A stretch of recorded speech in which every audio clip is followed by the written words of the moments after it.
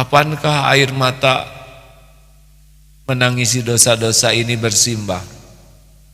Kalau ada di antara kita yang jarang sekali atau bahkan tidak pernah menangisi dosanya, itulah masalah yang sangat besar dalam hidup. Karena tanpa ampunan Allah kita tidak akan selamat, tanpa rahmat Allah. Tidak ada yang lebih pahit dari berharapnya hati kepada Allah. Allahumma aftah lana hikmataka ya Allah.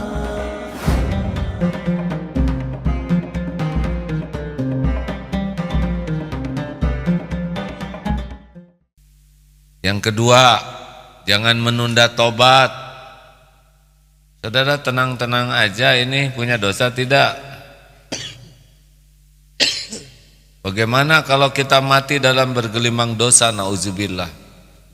Seperti apa nanti keadaan akhir hidup kita? Bagaimana keadaan alam barzah kita dengan dosa yang ada ini? Mau lari kemana? Bagaimana di yaumul hisab perhitungannya nanti?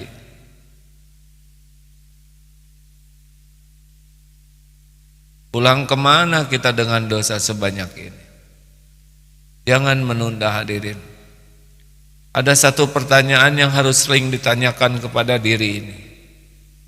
Kapankah terakhir air mata tobat ini berlinang? Kapankah air mata menangisi dosa-dosa ini bersimbah? Kalau ada di antara kita yang jarang sekali atau bahkan tidak pernah menangisi dosanya, itulah masalah yang sangat besar dalam hidup. Karena tanpa ampunan Allah kita tidak akan selamat, tanpa rahmat Allah.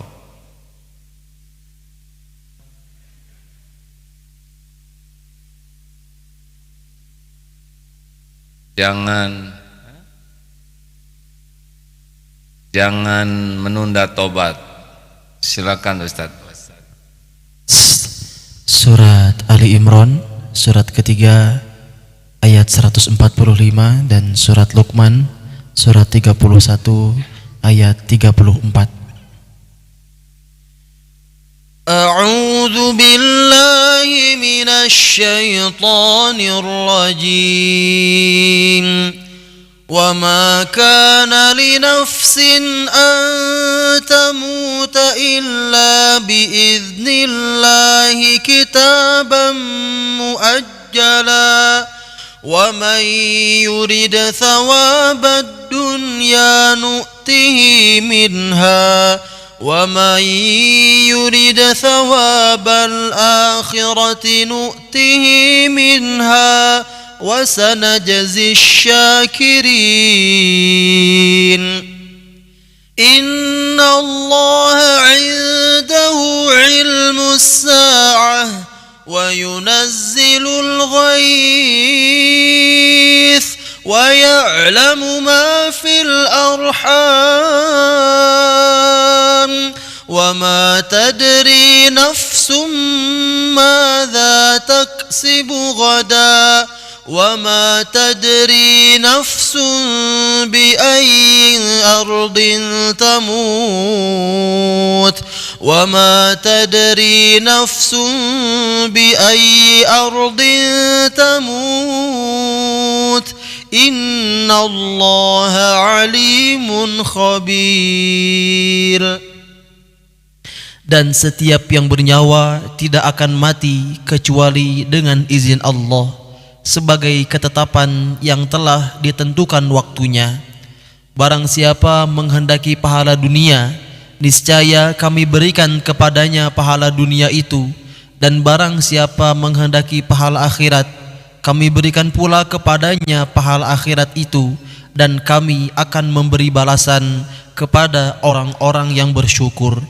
Sesungguhnya hanya di sisi Allah lah ilmu tentang hari kiamat, dan Dia yang menurunkan hujan dan mengetahui apa yang ada di dalam rahim, dan tidak ada seorang pun yang dapat mengetahui dengan pasti apa yang akan dikerjakannya besok, dan tidak ada seorang pun yang dapat mengetahui di bumi mana dia akan mati.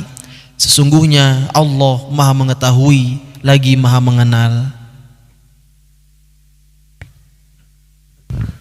Maka kalau pergi-pergi, siap-siap juga, siapa tahu kita sedang mendatangi tempat kematian kita. Luruskan niatnya, penuhi perjalanan dengan kebaikan. Kalau naik mobil, berapa banyak yang meninggal di mobil? Pasanglah murotal Quran dan terjemahnya. Bandung Jakarta sekarang kemarin 8 jam. Coba kalau nyetel murotal Quran dan terjemah, berapa juz tuh kita dengar artinya. Naik motor juga, berapa banyak yang meninggal naik motor? Sudah pasang saja sound system di helm, ada gitu, headset supaya dengar Quran. Bisi meninggal naik pesawat, ya siapa tahu kita penerbangan itulah yang tempat kita mau pulang. Bagusnya ngaji, dengar Quran, baca ilmu. Jangan sampai tidur ketika hanya sibuk dengan lagu-lagu yang melupakan ke Allah. Lebih baik tidur dalam keadaan mengingat Allah. Jangan menunda tobat, juga jangan menunda minta maaf kepada orang lain. Saya mau lebaran saja, lah kan saudara meninggal malam takbiran, ya. Saya besok saja minta maafnya, siapa tahu malam ini dijemput. Tapi saya gengsi, terserahlah, mau ditebus di akhirat atau kita selesaikan di dunia ini. Jangan sungkan minta maaf. Bagaimana kalau dia tidak memaafkan, itu urusan dia. Urusan kita meminta maaf dengan tulus, dan Allah yang membulak-balik setiap hati. Jadilah pemaaf sebagaimana kita pun ingin dimaafkan orang. Betul? Bahkan kalau bisa sebelum tidur kita maafkan saja orang-orang yang menyakiti kita tuh. Sebelum tidur, ya Allah saya maafkan, walaupun dia tidak minta maaf tidak apa-apa, tapi saya sudah ridho, sudah saya maafkan ya Allah. Jangan biarkan jadi beban untuk bekalnya ke akhirat. Wahai yang maha mendengar, saya sudah maafkan orang-orang yang menyakiti saya. Itu Allah tahu persis tuh. Dan mungkin pada saat yang sama orang yang kita sakiti oleh Allah dibalikan juga hatinya. Ya Allah saya maafin tuh si Agim, mungkin gitu. Kan kita sering nyakitin orang, sengaja ataupun tidak sengaja, dan ada hitungannya. Lalu jangan menunda, apalagi sesudah jangan menunda kewajiban, jangan menunda tobat, jangan menganggap remeh maksiat. Berapa banyak orang yang mati dalam keadaan maksiat. Ingat perkataan Ibnu Umar yang kurang lebih terjemahnya begini: kalau orang terus-menerus berbuat maksiat, ada dua kemungkinannya. Satu, dibuka oleh Allah kalau dia masih ada umur. Dia nanti dibuka dalam keadaan berbuat maksiat. Berapa banyak yang jinah ketahuan, berapa banyak yang sedang mencuri ketangkep, berapa banyak koruptor tertangkap tangan, kaki, berapa banyak yang sedang selingkuh terbongkar. Tidak ada yang kebetulan, itu Allah semua itu yang membuka tuh. Tidak ada satupun yang ditangkap KPK kecuali yang ditetapkan Allah dibuka. Dan tidak bisa sembunyi, hanya nunggu waktu saja dibuka. Dan biasanya sering ya yang dibuka tuh, karena model-model kita ini kan banyak dosa juga tapi ditutup oleh Allah, betul? Lah saya juga duduk di sini kan karena ditutupi Allah maksiatnya. Kalau saya tidak tobat bisa dibuka ini, nauzubillahi min dzalik. Tapi ada yang lebih fatal kalau kita berbuat maksiat tidak tobat, yaitu dimatikan dalam keadaan berbuat maksiat. Ini cerita pernah disampaikan, ini kisah nyata, ada seorang tokoh dari sebuah organisasi Islam malah, wakilnya, wakil ketuanya di daerah. Jam 11 malam, ini umurnya bapak-bapak ini 56 tahun. Keluar dari rumah mau berbuat maksiat, mencari waria. Lalu dia berbuat dosa dengan waria itu di sebuah tempat tersembunyi. Lalu ada yang datang, yang datangnya malaikat pencabut nyawa. Mati dia jam 11 malam tuh, dalam keadaan berbuat dosa. Warianya belum waktunya dicabut nyawanya, lari terbirit-birit karena dia mati di sana. Aib, maaf ya, gak bisa dikatakan dia pada orang baik-baik. Mati begitu tuh karena sering maksiat. Maksiat lagi, maksiat lagi, maksiat lagi. Kalau ada umur dibuka, kalau istijrah ditutup terus sampai mati. Itu nanti sabet di akhirat atau dimatikan dalam keadaan maksiat. Berapa banyak yang mati ketika berzina, mati ketika mencuri, mati ketika mabok, benar? Mati menggunakan narkoba karena terus-menerus dia melakukannya. Jangan nganggap remeh maksiat. Hati-hati yang suka buka situs-situs porno di HP tuh, nggak sempat ngehapus. Karena meninggal nggak sempat ngedelete, ya kan? Ada yang nyimpen tayangan-tayangan porno di rumahnya, mati nggak sempat beres-beres.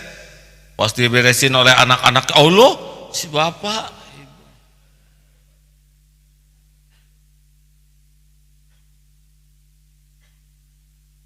Kenapa? Tidak usah didelete sekarang, tenang aja, masih ada waktu. Langsung ingat HP masing-masing. Kenapa ini pengajian jadi tegang begini hadirin?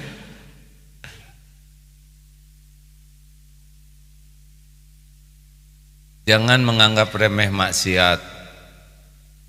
Lalu apalagi jangan menyia-nyiakan kebersamaan. Karena belum tentu ketemu lagi ini. Jangan menyia-nyiakan kebersamaan. Pokoknya kalau masih ada waktu bersama, gunakan sebaik-baiknya. Ada waktu dengan orang tua, gunakan. Belum tentu jumpa lagi dengan orang tua. Ada waktu dengan anak, gunakan sebaik-baiknya. Kalau mau berangkat, yang terbaik. Jangan berangkat dalam keadaan kesan yang buruk.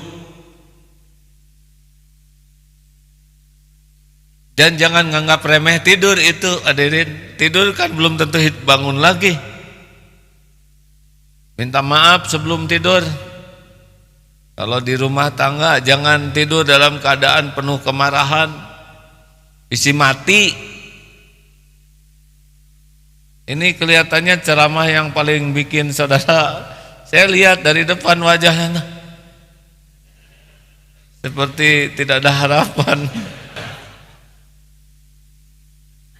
Tapi saya sambil ngomong begini juga tegang ini hadirin. Jangan sampai kita seperti kambing di Idul Kurban, diberi nomor tenang saja dia, makan saja enak, dijejerkan mau disembelih juga nggak ada berkurang selera makan, nyaman saja.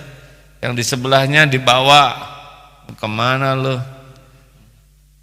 nomor 3 dibawa, pulang sudah mati, dia nomor 4, nggak ada tuh silang selera. Harusnya kita mendengar saudara wafat, sana wafat, sini wafat, langsung siap-siap, jangan-jangan kita nomor selanjutnya. Ayo selesaikan urusan-urusan. Kalau mau berangkat, baik-baik berangkatnya, pamitan baik-baik. Ini mah saya jarang keluar negeri. Siapa tahu di kampus mati, di kantor baik-baik. Apalagi, nah ini sajalah penutupnya. supaya husnul khotimah. Sudahlah sekarang mah baik aja, bulatkan aja dalam hidup ini, saya ingin jadi orang baik dalam pandangan Allah. Semoga salah satu hadiahnya adalah saya dimatikan dalam keadaan baik, husnul khotimah.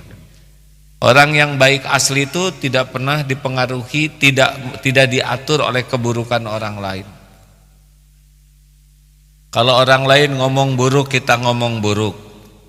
Orang lain menghina, kita hina lagi.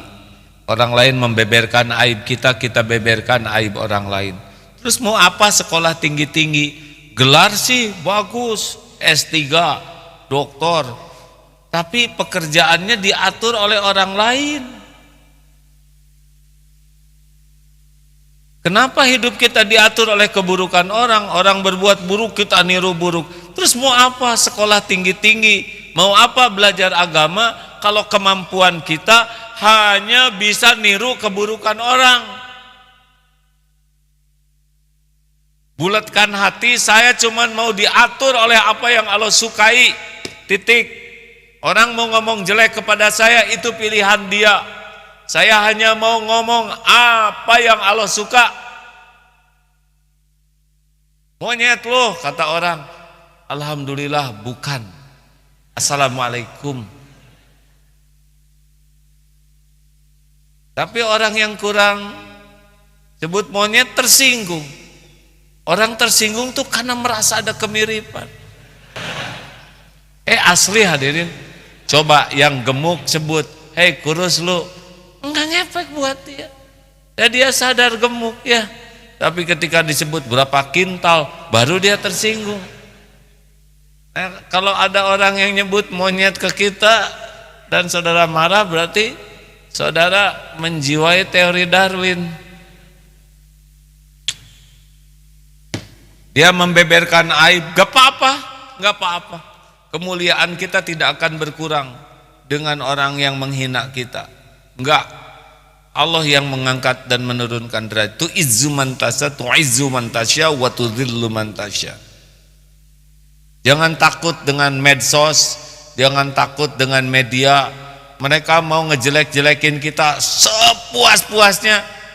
Gak ada ngepek dengan takdir yang Allah tetapkan untuk kita. Tuhan kita bukan media, Tuhan kita bukan mulut orang. Kita konsisten saja sesuai dengan tekad kita, jadi orang yang hanya mau merespon apapun dengan apa yang Allah sukai. Sepakat? Biasanya kalau sudah ada ilmunya nanti ada testingnya, ya kan? Pulang ke rumah, di mana siapa? Saya baru pengajian, Bu. Ngaji di mana? Di Agim. Kamu mau meniru ya Pak ya? Tenang. Meniru apa Bu? Saya mau meniru yang baik-baik. Bukankah itu juga baik? Tuh keceletot si ibu ya enggak? Tenang, tenang. Wanita cemburu memang dunianya. Kita sebagai lelaki harus bisa mengendalikan diri. Tenanglah Bu. Semua tertulis di lauh. Gimana kalau tulisannya ada?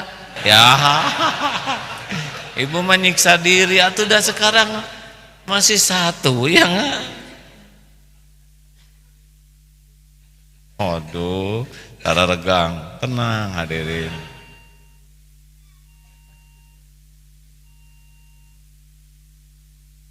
Habis waktu ini hadirin. Biasanya itu sholat isyraq. Ini bunyi apa barusan?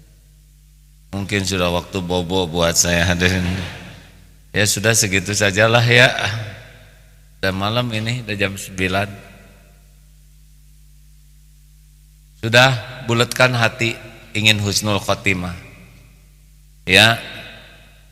Banyak ingat kematian. Orang yang akyas, orang yang cerdas itu adalah yang paling banyak mengingat kematian, il mauti zikro, dan paling mempersiapkan diri untuk kehidupan sesudah mati.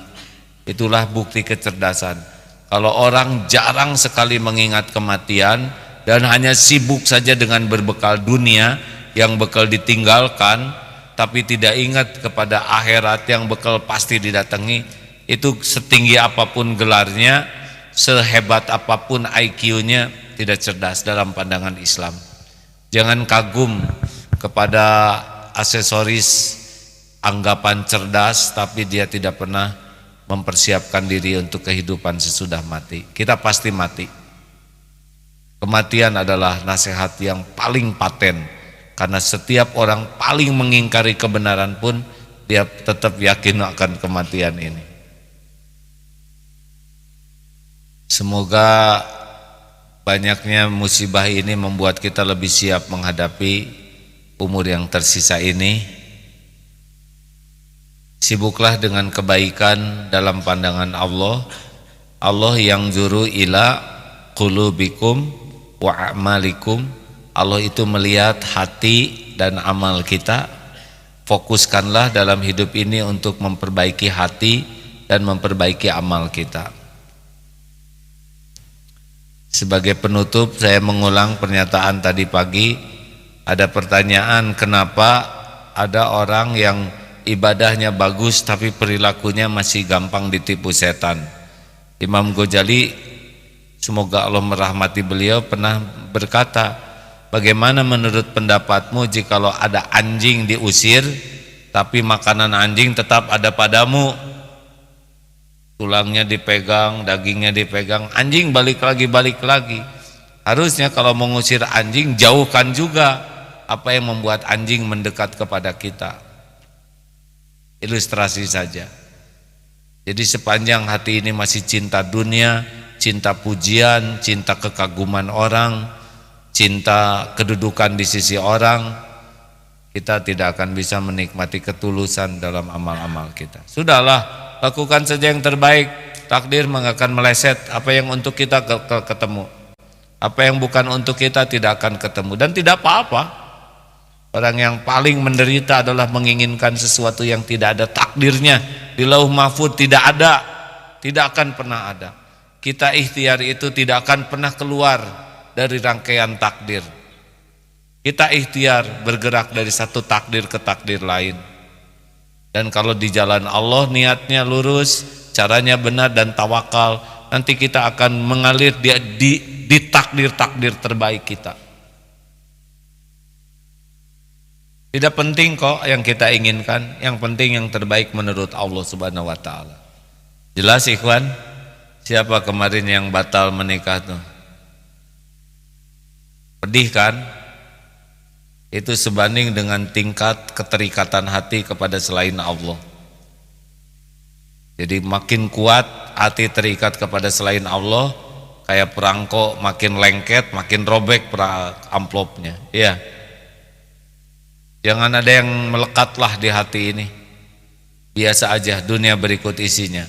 Harta, gelar, pangkat, pujian, penghargaan, termasuk aksesoris kita nih. Wajah, jangan takut jadi tua, Pak. Udah jadi, ya. Nikmati jadi tua, nikmati tumbuh uban, nikmati jadi keriput. Gak usah takut karena memang bukan punya kita tubuh ini. Dan tidak apa-apa. Memang itu yang Allah lakukan. Biarlah Allah melakukan apa yang terbaik. Yang penting makin tua makin dekat dengan Allah. Benar?